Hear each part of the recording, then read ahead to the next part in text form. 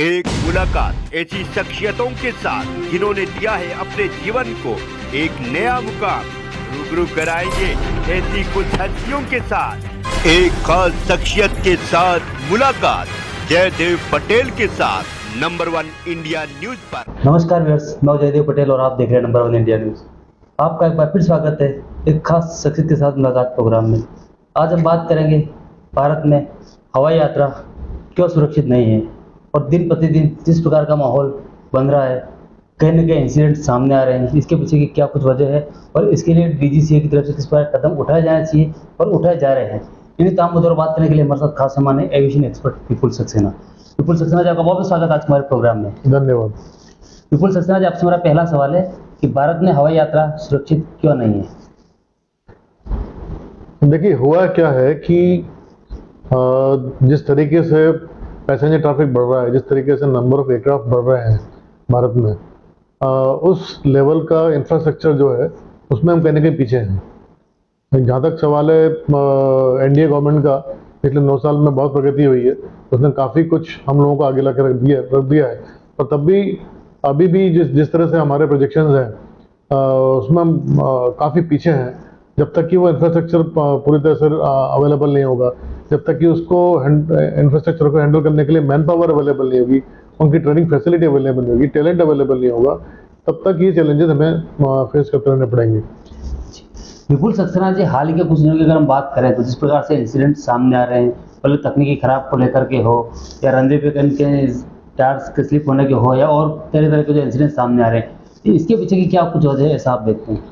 देखिए, जो DGCA organisation है वो एक वेल थॉट ऑर्गेनाइजेशन है, काफ़ी अच्छी स्ट्रक्चर्ड ऑर्गेनाइजेशन है, पर अगेन डीजीसीए भी काफ़ी जो है मैन पावर से की शॉर्टेज से सफ़र कर रही है। जितनी मैन पावर उनके पास होनी चाहिए आज की तारीख में इंफ्रास्ट्रक्चर के लिए, मैं समझता हूँ कि उसका 50% उनके पास नहीं है, और वो लोग भी रेगुलरली रिक्रूट कर रहे हैं। पर अगेन एविएशन एक हाईली स्पेशलाइज्ड फील्ड है जहाँ पे कि आप नॉर्मल इंडस्ट्री से किसी को ले नहीं सकते जी। उसमें जो भी व्यक्ति आएगा उसको एक स्पेसिफिक एक्सपीरियंस होना जरूरी है। जैसे बोइंग का पायलट एयरबस नहीं हो सकता, एयरबस का इंजीनियर बोइंग का मेंटेनेंस नहीं हो सकता, तो इस तरीके से जो है हर फील्ड का एक बहुत ही स्पेशलाइज्ड ट्रेनिंग होती है। तो उसके उतने नंबर में और उस तरह के टैलेंट की मैं समझता हूँ भारत में बहुत कमी है, और जब तक कि वो कमी पूरी नहीं होती है ये चैलेंजेस थोड़े रहने वाले हैं जी। विपुल सक्सेना जी, यात्रियों की सुरक्षा को लेकर डीजीसीए की तरफ से जो कदम उठाए जा रहे हैं, इससे आप कितना सहमत हैं और या फिर इसमें आगे और कुछ इंप्लीमेंट करने की जरूरत है, ऐसा आप लगता है आपको? मैं समझता हूँ कि ये रिवोल्यूशनरी चेंज है। जो रिसेंटली जो नए डीजी आए हैं विक्रमादित्य जी, उन्होंने बिल्कुल नई अप्रोच ली है और जो कि जनता की काफ़ी डिमांड रही है काफ़ी समय से, ऑलमोस्ट 20-25 साल से।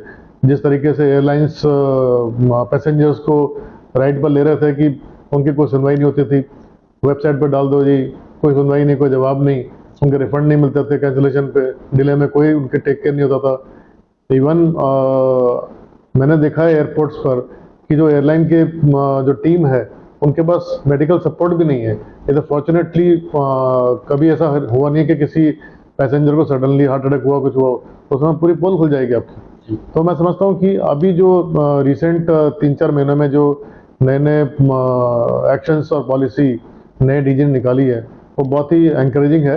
रिसेंटली उन्होंने स्टेटमेंट दिया था कि अभी जो एयरलाइंस को पैसेंजर वेलफेयर देखना पड़ेगा, पैसेंजर अप्रोच को एक्सेप्ट करना पड़ेगा। उनको अगर आपकी फ्लाइट डिले है तो उनको प्रोवाइड करना पड़ेगा फैसिलिटीज होटल वगैरह की, और अगर कैंसिल होता तो इमीडिएटली रिफंड मिलना चाहिए। तो ये सब चीज़ें जिनकी बहुत पहले से एक्सपेक्टेशन थी और डिमांड थी। अगर आप देखें कि 90s के पहले जबकि ओपन स्काई पॉलिसी नहीं थी और हमारे पास केवल 2 एयरलाइंस थी, उस समय सब ऑटोमेटिकली होता था। मैं उस समय कितनी बार फ्लाइंग किया हूँ एज ए पैसेंजर ऑल्सो। जहाँ भी फ्लाइट डिले हुई है या कुछ भी प्रॉब्लम हुई है जी, आपको कहने की जरूरत नहीं है, ऑटोमेटिकली एयरलाइंस वाले ऑर्गेनाइज करता है आपका ब्रेकफास्ट लंच जो भी जो टाइमिंग है, एंड अगर तो और डिले हो रहा है तो होटल की फैसिलिटी। तो मैं समझता हूँ कि वो अप्रोच जब तक इंडिया में नहीं आएगी दोबारा, तो एक पैसेंजर का जो कंसर्न है, पैसेंजर का डिस्कम्फर्ट है, वो तो रहने वाला है जी। विपुल सक्सेना जी, भारत में अगर हम पिछले कुछ समय से बात करें तो इंटरनेशनल के साथ साथ डोमेस्टिक जिस प्रकार से एक ट्रैफिक जो बढ़ रहा है एयर यात्रा को लेकर के, ऐसे में डीजीसीए की तरफ से जो कदम उठाए जा रहे हैं या जो काम किया जा रहा है उससे आप कितना सहमत हैं और इसमें कितना कुछ इम्प्लीमेंट करने की और ज़रूरत है, क्योंकि कहीं ना कहीं यात्रियों को परेशानी का सामना भी कई हिस्सों में करना भी पड़ता है, कई बार हमने देखा भी है। देखिए, स्ट्रेटेजिकली अगर देखा जाए तो जिस रास्ते पर डीजीसीए काम कर रहा है उस रास्ते में कोई खामी नहीं है, बहुत स्ट्रक्चर्ड है, बहुत वेल प्लान्ड है।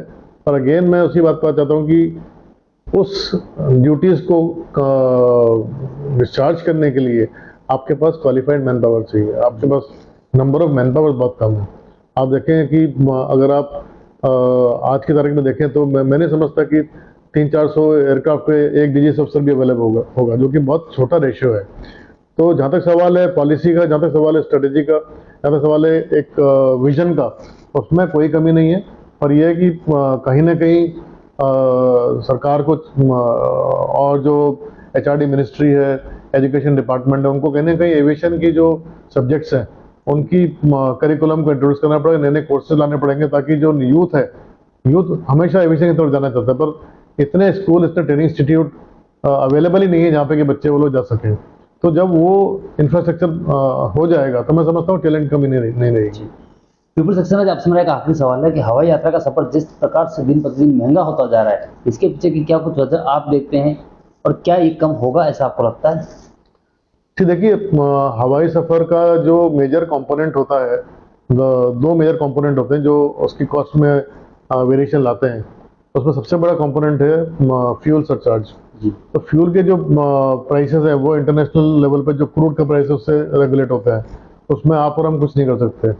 केवल ये है कि जो टैक्सेस हैं गवर्नमेंट के, स्पेशली जो हर स्टेट को एक अधिकार दिया है कुछ एटीएफ के ऊपर सरचार्ज लगाने का, वो कहने के सेंट्रल गवर्नमेंट को उसको हटाने के लिए कोई ना कोई कॉम्पनसेशन करके उसको हटवाना चाहिए ताकि फ्यूल का प्राइस कम हो। दूसरा ये है कि कुछ सेक्टर्स बनाए जा सकते हैं जहाँ पे कि आप हर स्टेट में कुछ एक लोकेशन ऐसी बनाई जा सकती है जहाँ पे कि फ्यूल सरचार्ज बिल्कुल रिलीव कर दिया जाए या टैक्स बिल्कुल ख़त्म कर दी जाए, और वहाँ पे जो है फ्यूलिंग फैसिलिटेट कर दी जाए। स्पेशली जहाँ पे जैसे आरसीएस में आप चाहते हैं कि जो रिमोट हमारे लोकेशन के एयरफील्ड हैं वहाँ पर अधिकतर फ्लाइंग हो, तो अगर आप उनको आप एक फ्यूलिंग हब बना दें तो उससे एक तो वहाँ पे अधिकतर एयरलाइंस उस एरिया को कवर करेंगे बिकॉज वहाँ पे उनको फ्यूल सस्ता मिलने वाला है, और उससे आपके जो पैसेंजर लोड उस एरिया का वो बढ़ जाएगा और आपकी कनेक्टिविटी बढ़ जाएगी। तो ऐसा कुछ इनोवेटिव आइडियाज लोगों को सोचना पड़ेगा जिससे कि फ्यूलिंग कॉस्ट जो है एयरक्राफ्ट के ऊपर वो कम हो। दूसरी चीज़ जो है, जो हमारी नेविगेशनल फैसिलिटीज़ हैं और लैंडिंग फैसिलिटीज़ हैं एयरपोर्ट्स पर, आप देखें, आप किसी भी एयरपोर्ट पर जाइए, मतलब ग्रेड 2 एयरक्राफ्ट भी जो एयरपोर्ट पे जाएंगे तो आधा घंटा पौन घंटा लैंडिंग के लिए आपको वेट करना पड़ जाता है, जो कि एक लॉस है फ्यूल का, और वो उतनी कॉस्ट आपकी फ्लाइंग में बढ़ जाती है। तीसरी चीज़ जो है वो ये है कि जो पायलट्स और इंजीनियर्स की जो सैलरी है इंडिया में, वो एक वर्ल्ड क्लास सैलरी है, बहुत हाई सैलरी है। अगर आप उसको पर कैपिटा इनकम के दायरे में रखें तो मैं समझता हूँ कि जो वर्ल्ड लेवल पे जो सैलरीज हैं वो उन कंट्रीज़ में बहुत हाई सैलरी नहीं मानी जाती हैं, वो रीजनेबल लेवल पे है पर कैपिटा इनकम के लिहाज से। पर इंडिया की जो पायलट्स की और इंजीनियर की सैलरी है वो पर कैपिटा इनकम के कंपैरिजन में बहुत ज़्यादा एग्जॉर्बिटेंट है। तो कहीं ना कहीं डिमांड सप्लाई की प्रॉब्लम है, बिकॉज पायलट्स अवेलेबल नहीं है और रिक्वायरमेंट इतनी ज़्यादा है, तो कहीं ना कहीं एयरलाइंस जो है प्रेशर में आती हैं उनको हायर करने के लिए जिस भी सैलरी में आ जाए उसमें आ जाओ। जैसे अभी एयरलाइंस ने, मैं नाम नहीं लूँगा, दूसरी एयरलाइंस के पायलट्स को लेने के लिए 25-25 लाख का उन्होंने ज्वाइनिंग बोनस दे दिया। 25 लाख मतलब आज एक साधारण आदमी का तो पूरे साल की सैलरी भी नहीं होती है। तो इस तरह का जब आप काम करेंगे तो ऑटोमेटिकली लोड किधर जाएगा, एयर टिकट के ऊपर जाएगा और पैसेंजर पर जाएगा। तो ये सब चीज़ें जिसको अभी मैं समझ रहा हूँ कि डीजीसीए ने कुछ एक्शन लिए हैं जिससे कि कॉस्ट कंट्रोल भी की जाएगी और पैसेंजर के जो टिकट्स हैं वो भी रैशनलाइज होंगे। जी बिल्कुल। सक्सेना जी, आपसे मैं एक कमेंट और चाहूँगा कि मैन पावर की जो कमी है उसको किस तरीके से फुलफिल किया जा सकता है, इसको लेकर क्या कुछ आइडियाज़ आपके पास हो जो आप बता सकें? जी देखिए, आज जो है एविएशन हमारी जितनी भी फोर्सेज हैं, यूनिफॉर्म सर्विसेज हैं, उन सब में आजकल एविएशन है। आप बीएसएफ से चालू हो जाए, बीएसएफ में एविएशन है, सीआईएसएफ में एविएशन है, आपका सीआरपीएफ में एविएशन है, आर्मी में है, कोस्ट गार्ड में है, नेवी में है, सब में एविएशन है। जी। ठीक है, तो अभी वो नहीं कि जो केवल एयरफोर्स पहले फ्लाई करती थी, आज हर जगह एविएशन अवेलेबल है और हर सर्विस में एक पर्टिकुलर एज के बाद रिटायरमेंट का सिस्टम चालू हो जाता है। जी। ओके, और हर सर्विस में आजकल देखिए अब शॉर्ट सर्विस का मिशन भी होता है। तो मैं समझता हूँ कि एक बहुत बड़े नंबर में pilots, engineers, air traffic controllers ये जो है इन सर्विसेज से रिटायर हो रहे हैं और उनकी रिटायरमेंट एज नहीं होती, वो एक्चुअली 35-40 के आसपास की उनकी एज होती है। तो मैं समझता हूँ कहीं ना कहीं इन ये जो टैलेंट पूल निकल रहा है बाहर, ट्रेंड, कॉन्फिडेंट एंड जिन्होंने एक्चुअल इमरजेंसी हैंडल की हुई है, अगर उनको किस तरह चैनलाइज किया जाए किसी रिक्रूटमेंट चैनल के थ्रू, चाहे डीजीसीए में चाहे एयरलाइंस में, तो मैं समझता हूँ कि ये जो है पायलट्स की, इंजीनियर्स की, एयर ट्रैफिक कंट्रोलर्स की, उन सब की जो कमी हम महसूस कर रहे हैं उसको काफ़ी हद तक पूरा कर सकता है। जैसे कि जो पायलट्स आते हैं वहाँ से एयरलाइन से, जी। पहले रूल था डीजीसीए में कि डिफेंस से जो भी पायलट्स आते थे उनको कुछ समय के लिए बिना एग्जाम पास किए आपको लाइसेंस मिल जाता था। जी। तो वो रूल समाव काफ़ी कम यूज़ हो रहा है आजकल। उस रूल को और ब्रॉड करने की जरूरत है कि भाई आप फौज छोड़ के आ रहे हो तो आपने जो जहाज उड़ाया हुआ है या जो जहाज आप उड़ाने जा रहे हो उसकी ट्रेनिंग करो, और 3 साल के अंदर अगर आपने लाइसेंस नहीं लिया तो फिर आप कैप्टन नहीं बनोगे, आप को पायलट उड़ते रहेंगे। सिमिलरली जो इंजीनियर्स निकल के आ रहे हैं उनको भी 2 साल के लिए आप लाइसेंस दे दीजिए कि 2 साल के अंदर आपको डीजीसी एग्जाम पास करना है, अगर नहीं करोगे तो फिर आप एक नॉर्मल इंजीनियर रह जाओगे। ओके, इस तरह के कुछ नए आइडियाज लाने पड़ेंगे जिससे कि मैन पावर का हम यूटिलाइज कर सकें। जब ये मैन पावर मार्केट में आ जाएगी तो मैं समझता हूँ कि जो हमारी टैलेंट पूल की कमी है वो कमी पूरी होगी, और दूसरा जो इतनी हाई कॉस्ट है एम्प्लॉयज़ की, पायलट्स की, इंजीनियर्स की एंड ऑल, वो भी काफ़ी कंट्रोल में आ जाएगी। विपुल सक्सेना जी, आपने हमारे लिए समय निकाला, उसके लिए आपको बहुत बहुत धन्यवाद। Thank you very much.